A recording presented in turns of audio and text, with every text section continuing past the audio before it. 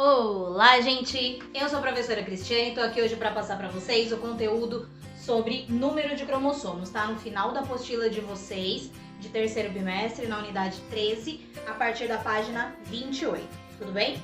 Vamos lá? A gente começa falando sobre as células diploides e a diferença delas sobre as células haploides, tá? Essas células diploides e haploides, elas são representadas por 2N e N, respectivamente.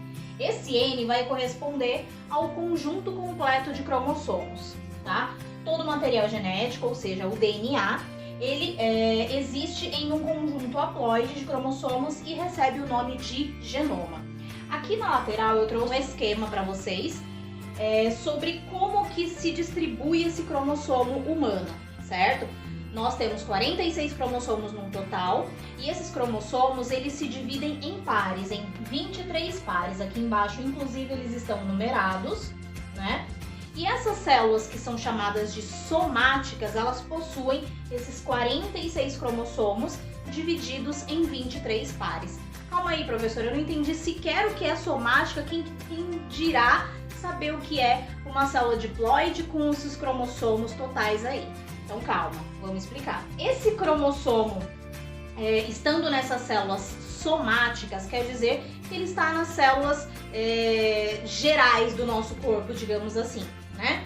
Essas células que são somáticas compõem todo o nosso corpo, né? São elas que compõem a estrutura dos nossos ossos, dos nossos músculos, dos nossos órgãos, tudo bem? Dos nossos tecidos em si.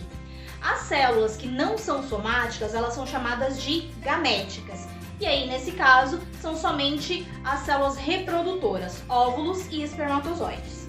Tudo bem? Então, célula somática, todas as células do corpo, e as células que não são somáticas são as gaméticas, que são reprodutoras, óvulo e espermatozoide. Tudo bem? Então, nas células somáticas, nós temos um conjunto completo de cromossomos. Então, as células somáticas são diploides. Okay? Então elas vão possuir 22 pares de cromossomos autossômicos e os cromossomos sexuais, tá? Que é um parzinho só, um X e um Y, o que determina um homem, ou o X e um outro X que determina uma mulher. Tudo bem? Agora falar que essas células são diploides ou haploides. Quando elas são diploides, elas possuem esse número completo de cromossomos. Tá? As células somáticas possuem esses cromossomos totais, todos eles, os 46, divididos nos 23 pares. Se for uma célula haploide, é uma célula gamética. Ela vai ter só metade da carga genética, tá? Então ela só vai ter um conjunto completo de cromossomos. Por que, professora, que ela precisa ter só um conjunto completo de cromossomos? Porque quando esse óvulo for fecundar com o espermatozoide, aquele zigoto que for formado, ele precisa vir com 46 cromossomos, tá? Ele precisa juntar 23 do óvulo, 23 do espermatozoide, fecundar e gerar de novo a célula com 46 cromossomos, tá? Se as células gaméticas já tivessem esses 46 cromossomos, quando fosse fecundar, não daria esse total de 46, ia duplicar, ia lá para 92 cromossomos, não daria uma quantidade de cromossomos da espécie humana. Tudo bem? Antes da gente entrar nessa parte de mutações cromossômicas numéricas, eu quero relembrar vocês qual que é a relação entre DNA, gene e cromossomo, tá? A gente tem o gene como sendo um fragmento, como sendo um pedaço do DNA que carrega uma informação, tá? É o que vai determinar a cor dos olhos, que vai determinar o aspecto do cabelo, a altura, a cor da pele, etc. Tudo bem?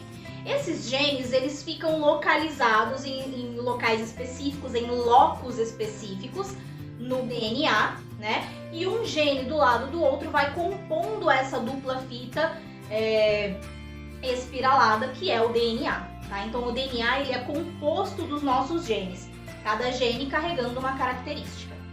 E esse DNA ele vai se espiralando, se compactando cada vez mais para formar os bracinhos do cromossomo.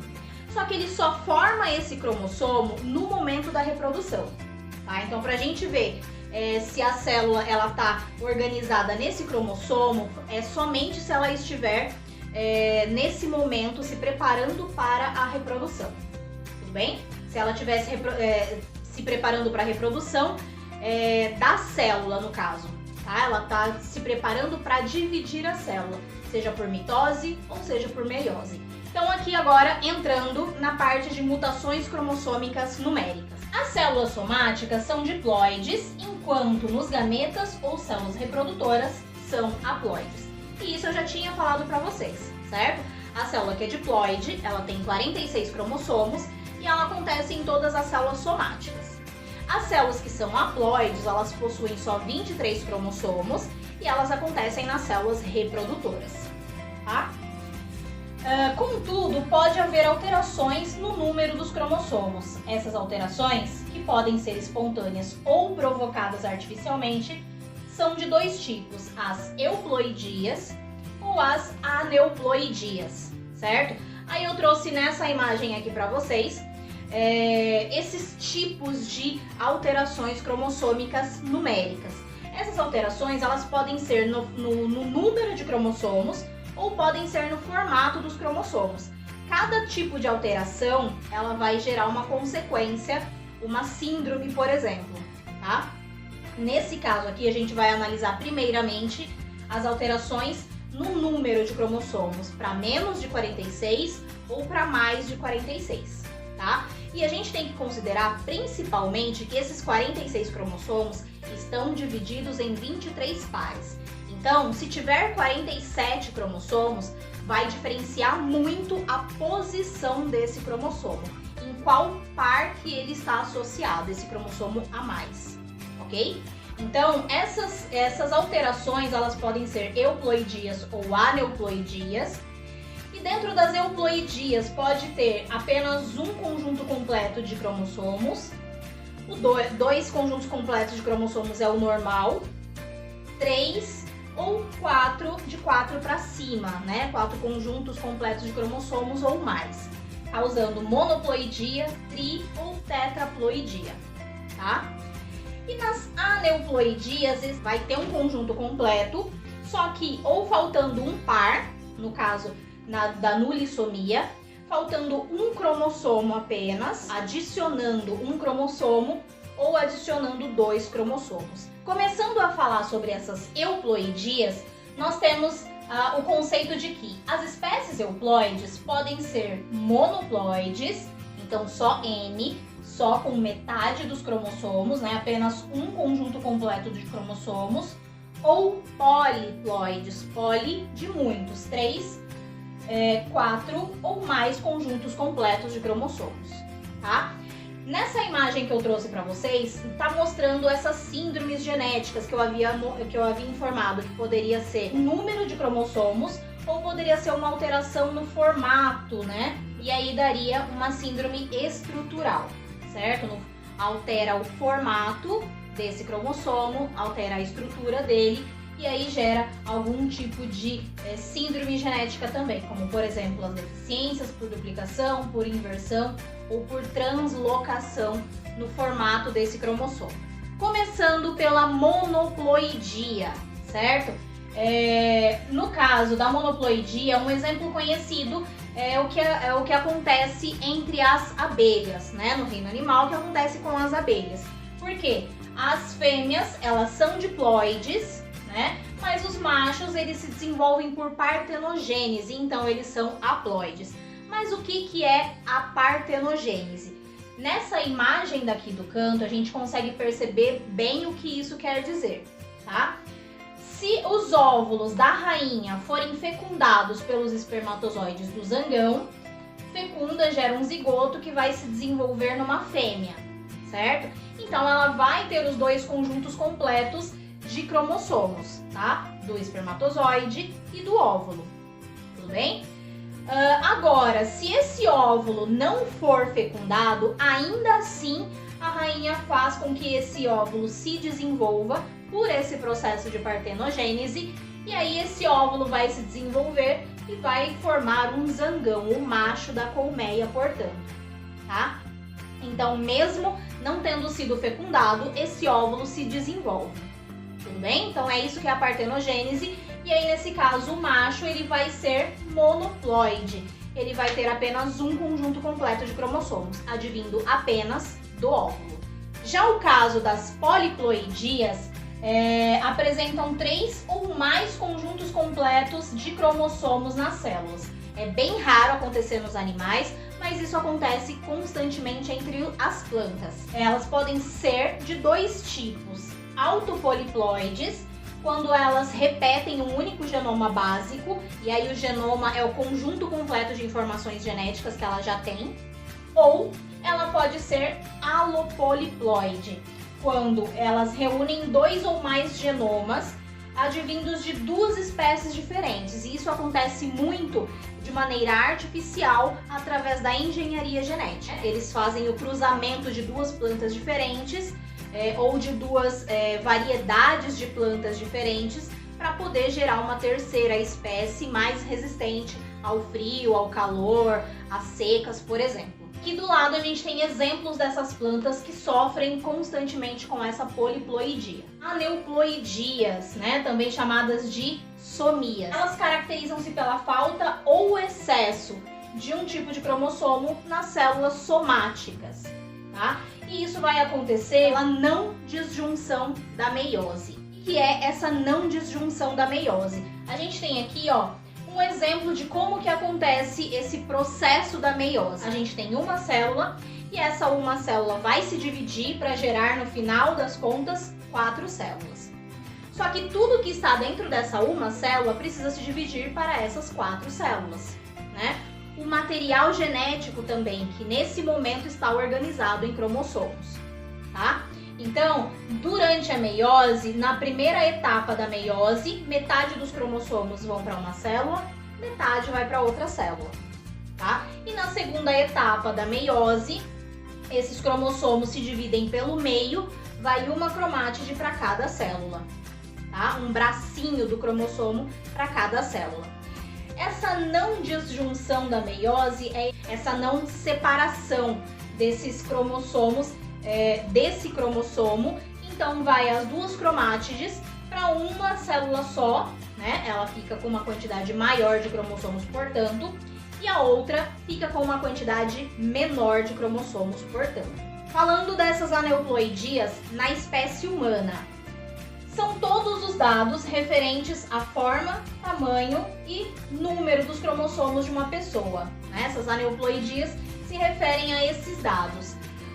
Agora, como que a gente analisa se uma pessoa tem uma aneuploidia ou não? Como que a gente vai analisar a forma, tamanho e esses números de cromossomos? A gente faz esse processo a partir do cariograma, que vai mapear o cariótipo daquela pessoa, E o cariótipo é o conjunto de cromossomos que apresenta o tamanho, a forma e a quantidade específicos. Tudo bem?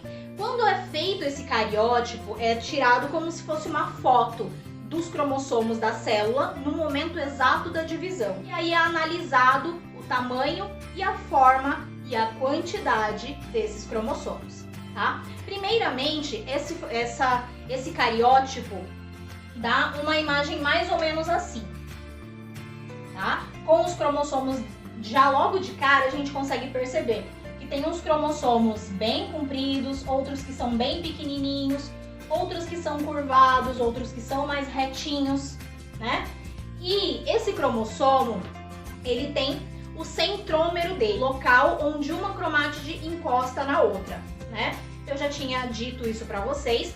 O cromossomo ele não é feito de 2 bracinhos que se cruzam, formando um xizinho, e sim por 2 bracinhos que se unem pelo meio, também formando um bracinho, Só que essa junção a gente chama de centrômero. E essa junção pode estar bem no meio desse xizinho, pode estar mais para cima ou pode estar mais para baixo, tá? E isso vai moldar a forma desse cromossomo, vai identificar esse cromossomo como sendo participante de um par específico. A análise desse cariótipo é de grande importância para a identificação de várias anomalias genéticas causadas pelas mutações cromossômicas em número, Analisando esse cariótipo aqui, a gente consegue perceber se está faltando um cromossomo, se tem um cromossomo a mais, qual é o tipo desse cromossomo que está a mais, em qual par que ele estaria associado para identificar uma síndrome ou outra. Agora, caracterizando essas aneuploidias, né? A gente tem aqui os 3 tipos de aneuploidias: a nulissomia, a monossomia e a trissomia. E aí, a gente considerando o DNA como nosso código genético, ele é composto por várias pecinhas, que são os genes, né? E aí vamos comparar com as pecinhas de um quebra-cabeça, certo? Para a gente poder analisar o que caracteriza, o que classifica essas 3 condições de aneuploidia. A primeira, nulissomia, é a ausência de um dos pares do cromossomo. Então, ao invés de ter 46 cromossomos, ele vai ter 34, né? Porque vão ser 22 pares e não 23. Tudo bem?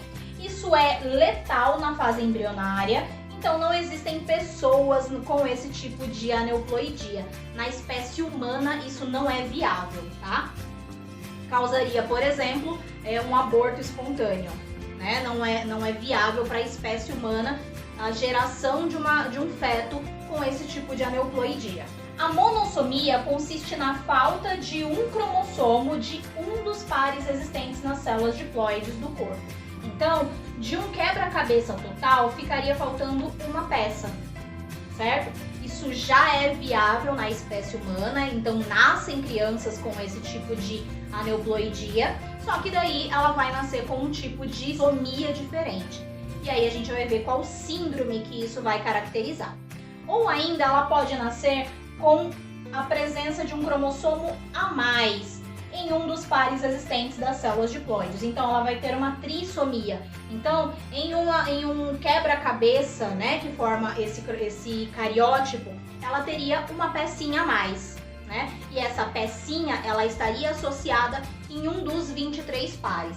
E aí essa diferença toda que faz para a gente analisar uma síndrome ou outra, que é o que a gente vai ver a partir de agora. Começando pela síndrome de Turner, tá? Ela é exclusiva do sexo feminino, porque as células do corpo possuem 44 cromossomos e apenas um cromossomo sexual, então falta um cromossomo. E esse cromossomo que falta é exatamente o cromossomo sexual. Então, do parzinho que seria XX para mulher ou XY para homem, ela só vai existir um X, então caracteriza uma mulher, tá? Entretanto, essa síndrome vai gerar algumas características, como por exemplo, estatura baixa, pescoço alado, né, que são essas dobras na pele aqui, mamas pouco desenvolvidas, os mamilos são afastados, como está mostrando aqui nessa imagem, né? Elas são estéreis, a genitália é infantil, não chega a desenvolver e tem um leve retardo mental, ok? Além disso, a síndrome de Turner, ela gera características com adultos que raramente passam de 1,5 m, inserção baixa de cabelos na nuca, então o cabelo começa bem para baixo aqui perto do pescoço, deformidades no cotovelo, quarto metacarpo reduzido, né, essa parte da palma da mão, as unhas estreitas, pelos pubianos reduzidos e ausência de menstruação, porque essa parte reprodutiva ela não se desenvolve muito bem. Por isso, inclusive, que está mostrando aqui que os ovários ficam subdesenvolvidos. Aqui mostrando o cariótipo, né? A imagem desse cariótipo tem todos os cromossomos somáticos normais e autossômicos normais. E o cromossomo sexual, ele não é um par, ele é apenas um, tá? Então é apenas um X, o outro tá faltando. Então a pessoa, ao invés de ter 46 cromossomos, ela tem 45. E aqui do lado mostrando um detalhe de como que seria esse pescoço alado, nessas pregas no pescoço.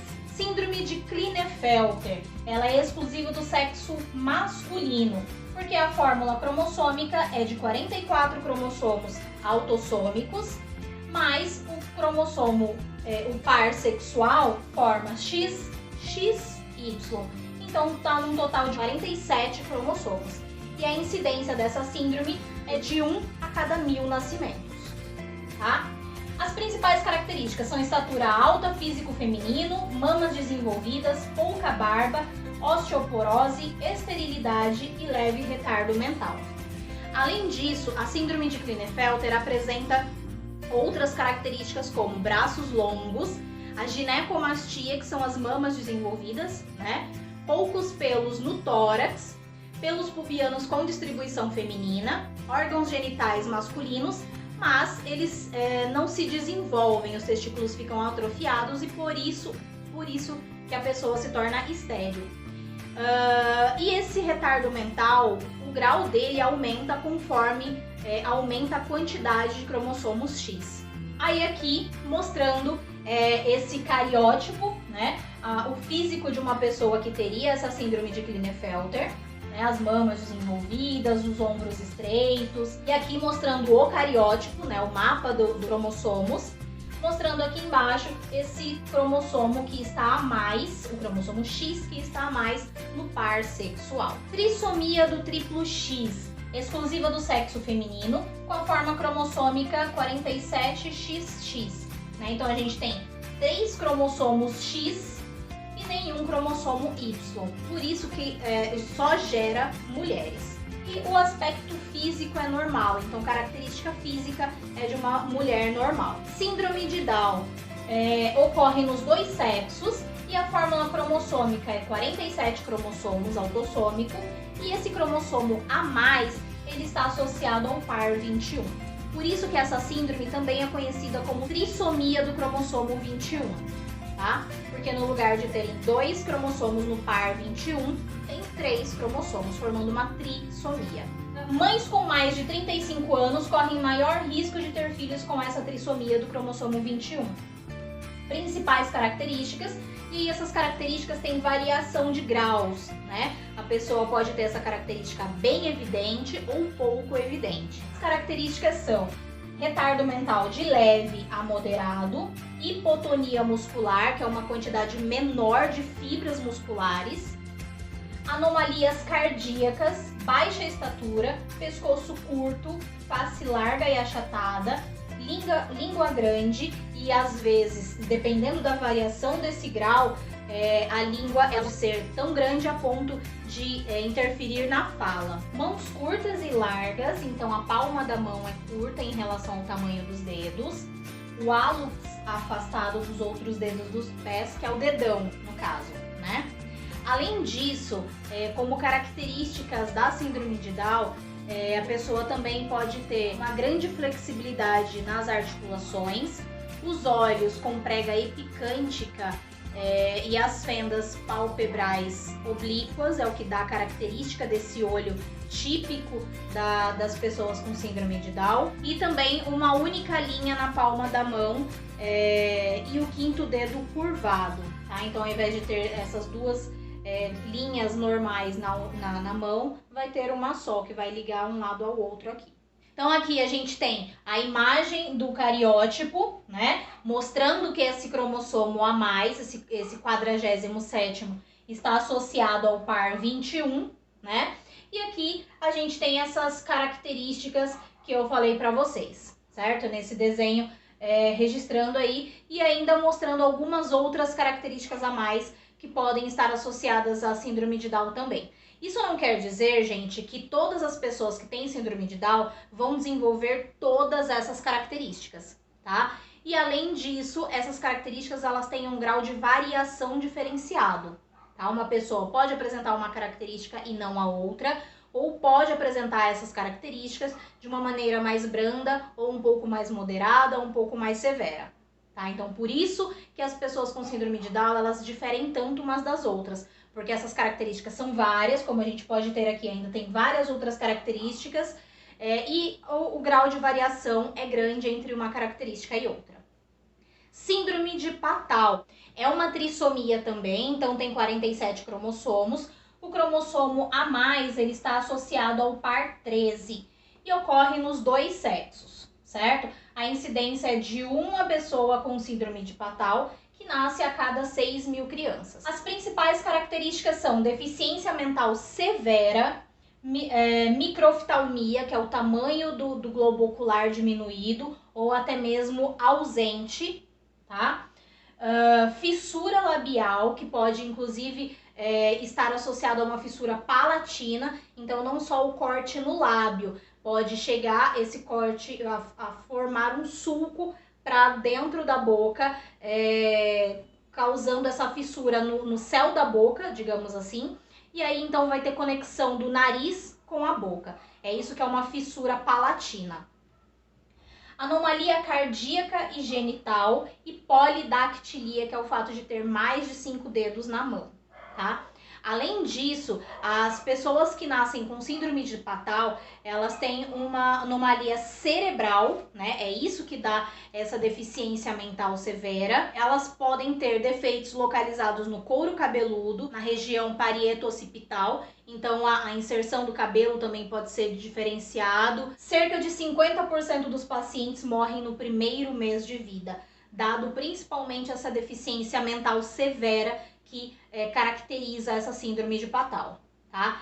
É uma síndrome bem severa, por isso que a metade dos pacientes morrem no primeiro mês de vida, né? A expectativa de vida de uma pessoa que nasce com síndrome de Patau, infelizmente, é muito baixa, tá? Ainda que passe, digamos assim, desse primeiro mês, ainda assim a expectativa de vida é muito baixa, tá?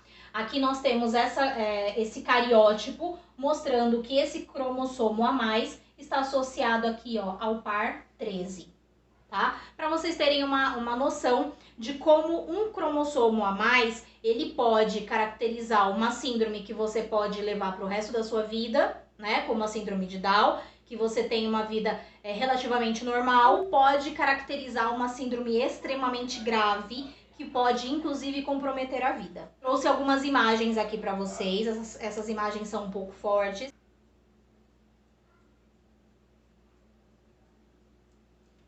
Síndrome de Edwards.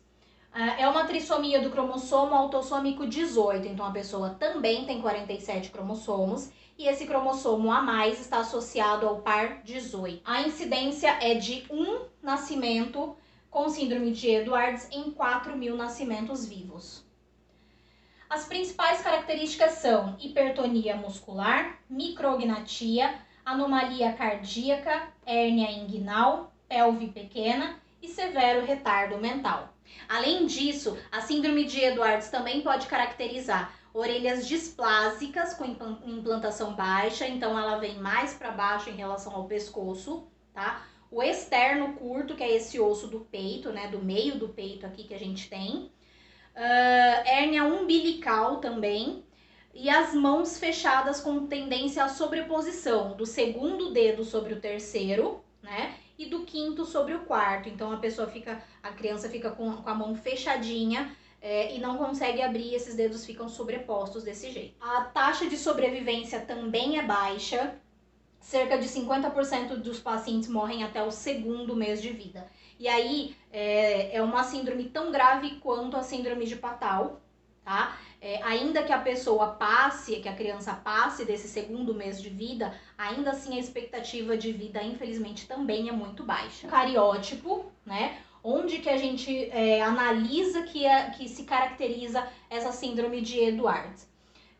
3 cromossomos ao invés de 2 no par 18. A gente tem essas imagens mostrando essa hipertonicidade, então a criança nasce com a quantidade de fibras musculares maior do que o normal. Aqui a implantação desses dedos que eu tinha falado para vocês, dessa sobreposição dos dedos, tá? A micrognatia, que é a mandíbula recuada, então essa mandíbula que a gente tem aqui para baixo, ela é menor, então ela fica mais, digamos assim, mais para dentro do rosto. E aqui, crânio alongado na região occipital e orelhas com implantação baixa, então tá mais para baixo do que a linha aqui entre a boca e a sobrancelha, tá? É uma implantação mais baixa.